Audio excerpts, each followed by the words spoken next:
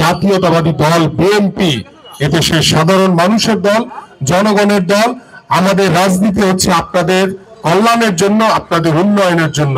আপনারা যেমন আছেন একই রকম থাকবেন, আপনাদের বিএনপি করা লাগবে না।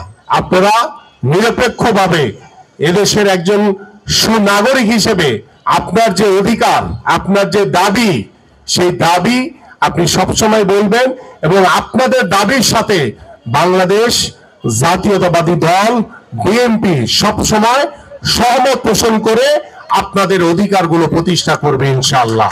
প্রত্যেকটি জায়গাতে সহনশীল, ধৈর্যশীল হতে হবে।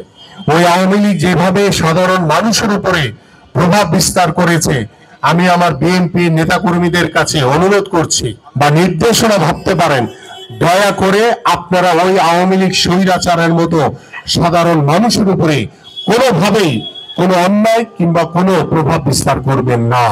যদি করেন আপনার বিরুদ্ধে আমি নিজে আইনগত এবং সাংগঠনিক ব্যবস্থা নিব।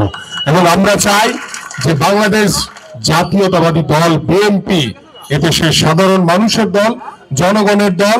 আমাদের রাজনীতি হচ্ছে আপনাদের কল্যাণের জন্য, আপনাদের উন্নয়নের জন্য। আপনাদের পাশে থেকে, আপনাদেরকে সাথে রেখে আমি আমার এই পল্লবী রূপনগর এই নির্বাচনী এলাকার সকল সমস্যার সমাধান করতে চাই। আমি আপনাদের এলাকার একজন প্রতিনিধি হিসেবে কাজ করতে চাই।